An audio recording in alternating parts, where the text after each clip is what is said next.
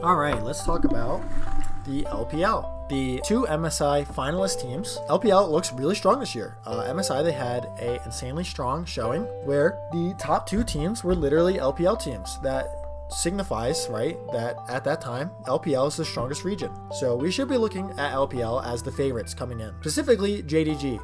And let's get right into it and start talking about them. JDG won Spring and Summer LPL and won MSI. So once again, we have a team coming into Worlds who is set up to possibly sweep all tournaments for their year, winning a quadruple crown, winning every possible event that they could win if they win Worlds. And I think JDG should be the favorites of this tournament, to no one's surprise. They have 5 world-class players in all 5 roles. You can just watch them play and see how they, from pure eye test, see how good these players are. Let's just go through them real quick. Ruler, best ADC in the world. I think he looks for these plays, like these aggressive plays that might be a little stupid that even get him killed, but he knows his team has his back, so he goes for him, and he makes wild plays and does so much damage. Knight, for years, has been one of LPL's best mid laners, even if it hasn't translated to international success yet. He has domestically found a lot of success in the past few years. He is still an incredible laner, still does all these things incredible that he does before, and he really hasn't dropped off at all. He is still one of the best mid laners in the world. I think missing is he is very good at all the things supports need to be. He can find insane engages, but what he does a little bit better than other supports, I would say, is his ability to peel for his carries. I think the way this guy peels for Ruler in fights is a lot better than other players are doing currently. He looks really good on these enchanters sitting next to Ruler. He looks really good on these engage threats. Kanavi, top jungler at LPL for years. He hasn't dropped. He has some interesting picks that really don't work well, like this Nico jungle pick that they tried. Kanavi looks really good. He still finds great ganks. He finds engages. He's jungling really well. His pathing's really good. Just a top level jungler. And I think 369 is the player where it's easiest to put other top laners above him. If anyone's doing that like holistically without really thought behind it, you need to realize what kind of champions 369 plays, how he kind of fits into this JDG team. He doesn't really play for himself. He doesn't play these carry top laners. Even on the Renekton pick, you don't see him really get pressure, get hit attention. Not that Kanavi doesn't play around him. Kanavi will be topside. It's just that 369 is not a carry top laner right now. That does not mean he cannot play these carry top laners. And in the past, he has been a carry top laner player. But on this JDG roster, he is simply a frontlining tank for Knight and Ruler to carry the game. He goes against people like Bin, possibly best top laner in the world, and goes even, if not better, in a tank versus a bruiser matchup. You could argue that top laners are better than him, but realistically, we'll see when he gets put on a carry champion what happens, if that ever happens, if they need to make that happen. This team plays a little bit slower compared to the other LPL teams.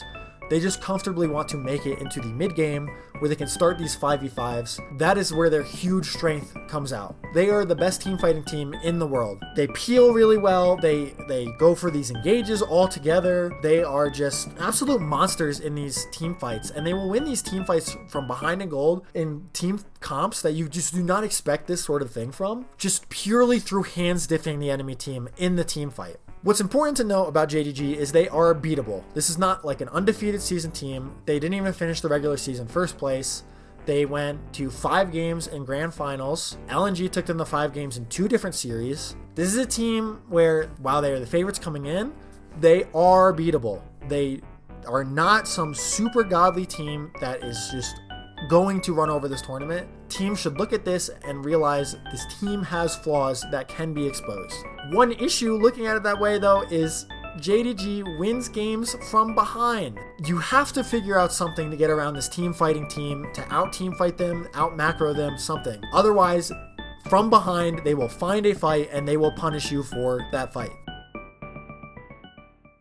Now let's talk about the second place team, BLG. They had an incredible regular season in the summer, and at MSI you could see they really were ramping up. They were really, like, their coach was really getting hyped. Their players were clearly getting more comfortable the further in the tournament they went. But this playoff performance leaves us with question marks. With the incredible regular season, you would think they are contending for the title, but they end up dropping off in semifinals. While they did win a series against top esports, their series score against fellow LPL Worlds teams in playoffs was 1-6. They only managed to win a single game on a team that's going to be at Worlds with them. So what happened? Individually, Bin is still one of the best top laners in the world. I think everyone expects to see this guy just kind of smash lane, get solo kills in lane. We'll see what he does. Maybe he can run away with a few games. And Elk and An are a really great bot lane. Elk does look for crazy plays, and throughout this year, you can look back and see plays that he's made that are absolutely insane. You don't expect them to work, but you can also see the other flip of that coin where he flashes forward and completely griefs and ints the game away, and the play just ends up not working, and he'll lose games like that. But he'll also win you games. So Elk is a player who will win you games. An really impressed me while watching these playoff games because he does show great patience in his play. Even if he is finding these great engages, he is also waiting for the right moment. Their jungler Jun, he has a very different champion pool than the fellow LPL junglers coming in. Jun is a player that, while he does play a lot of the meta picks as well, I kind of see him as this player who's playing Nidalee, playing Kindred. He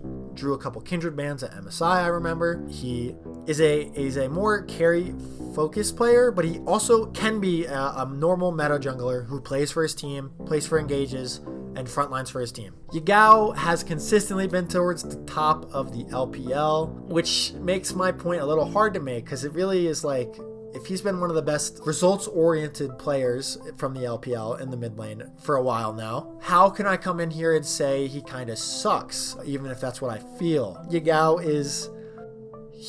does well in lane, even against these players. He gets gold farm. He doesn't get ganked or caught out by ganks too often, even if it happens. But I think he just doesn't, I don't know.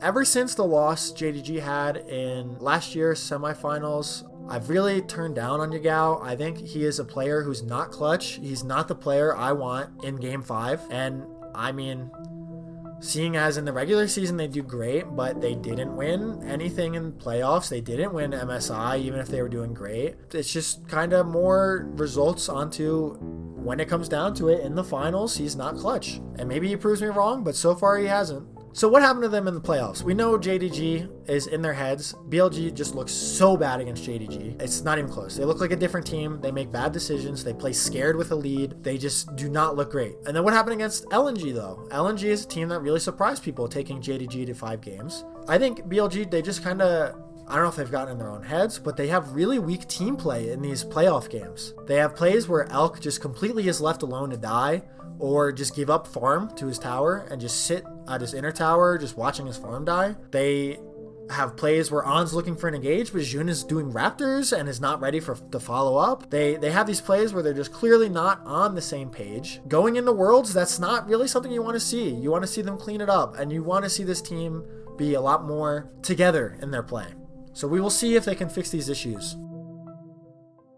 Now let's talk about LNG. They ended up making it through the regional qualifier, even though they made it very far in playoffs. LNG is a very slow team. They play a very controlled style, kind of like old LCK, where they just want to control vision around these choke points, and they want to try and find fights where they have numbers advantage. That is when they will try to find something a little bit aggressive, is if they have a 3v2, a 4v3, they will go for plays like that. They really like looking for picks and control around the entrances to river around jungle. They'll really try to control those spaces, and that's where they will look for engages and look for picks. They control the space around the neutral objectives very well. Tarzan and Hung, they track the enemy's jungler and support really well. They rotate and roam together. They cover plays really well. Tarzan is the jungler I noticed the most, who's kind of kiting their camps and even stopping doing camps even if they just think there's a mid lane gank. So he plays around Scout a lot, and Scout got MVP 2 splits in a row because of this style of play, because he knows Tarzan is always lingering around. And when you have your jungler in your back pocket, it's really easy to take your laning phase leads and bring them to the other lanes, or bring them into control around the jungle and the neutral objectives. So Scout's been really good all year. His big strength though is outside of lane. He is a really aggressive player in finding these plays. He looks for TP flanks and just finding really big damage angles on picks like Jace, or he finds really good engages through picks like Annie. If he's on Azir, he's going to be looking for a shuffle of some sort. He's just looking for big plays. He's a big play player. Gala, I think, has been very consistent this year. I don't really think he is the player on this team that makes plays to win the game, but he's always going to be there following up on plays, doing the damage that you would expect from an AD carry. Their top laner, Zika, he had a very strong playoffs. He had a lot of, I think every single game he was playing a carry top. I don't think he played a tank once, besides like Renekton with bruiser stats. He is not a tank player. He definitely had a couple of misplays throughout playoffs. He had games where the whole game was all on his shoulders and he would bring the game to a win. He is a very strong carry top laner coming out of the LPL. He is a dangerous top laner to play against. He can carry these games against any of these teams. If he can carry games against JDG, then I would be scared if I was any top laner playing against this guy. So once again, very slow team though. They look for a lot of just macro plays like sieging, looking for picks, just getting vision control and forcing the enemy into like bad decisions. Their team fighting is very strong because they have their roles very clear to them. Gala is there to follow up damage on whatever engage he finds first. Hong, Tarzan looking for peel, looking for engages. Scout looking to make a big play, right? Scout and Zika both, they're looking for these big plays. The team is going to look for diving on the enemy carries and is going to be looking for just winning these fights through superior positioning, superior control over the area, and just winning games through dragon control, herald control, and siege. Now, Weibo Gaming, man. Alright, Weibo Gaming. They look really good sometimes, I think. They look like a world-class team sometimes, but then, like, Crisp does these things on these champions sometimes that, like, I don't know. He can... he's looking like way in the future on some of his plays, and I mean, other ones it's just like a completely missed hook. But at the same time, like Crisp as a player, he finds insanely good engages. So you have to take his misses with a little bit of a...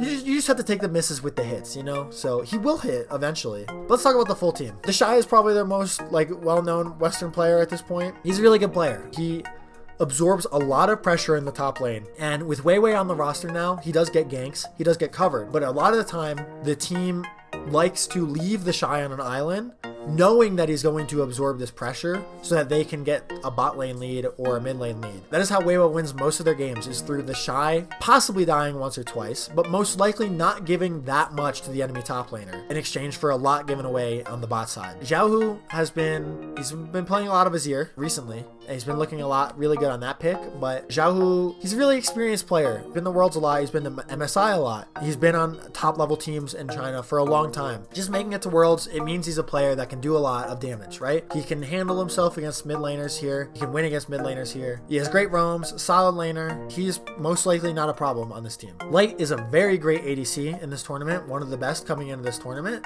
He is super aggressive positioning in fights. He will look for 1v1s against enemy carries in fights. He is a player to watch on this team in team fights. See what he does, see what kind of damage he can deal. Crisp, like I said, very high impact player. And Weiwei has been very good this year. Weiwei has been coming in halfway through the year after MSI. He's kind of turned this team around a little bit in terms of fixing some of their problems that they had with Karsa not really being where he needs to be on the map. Weiwei is consistently in the right spot, finding these cross map plays when the Shy is absorbing this pressure top lane. Weiwei has been very good. This team will fight for things. They're going to be aggressive. They're going to look for early plays. They're going to look for mid plays. They want to fight. They just love fighting, and Crisp loves to engage whether it works or not. So the team will follow him, and if he hits the engage, then a fight is going to come, and Weibo wants to fight. That is where they are the most comfortable. They are a scrappy team. They want to fight. Those are the LPL teams. Again, I think the LPL should be considered the favorites. I think that while BLG had a weak playoff showing, we can't ignore how well they did at MSI, how well they did in the regular season. It is a team with potential still. And with LNG being very good against JDG and Weibo being very close with LNG, these teams, you could kind of argue that they're all very close to each other, especially with Weibo beating JDG in the regular season. While JDG is the favorite, I would still consider the LPL as a region to be the favorites right now, and any four of these teams can win Worlds. So we'll see which one does it, or if some other team comes and muddies their plans. But this looks like a year of 4 super strong LPL teams, and I'm excited for it.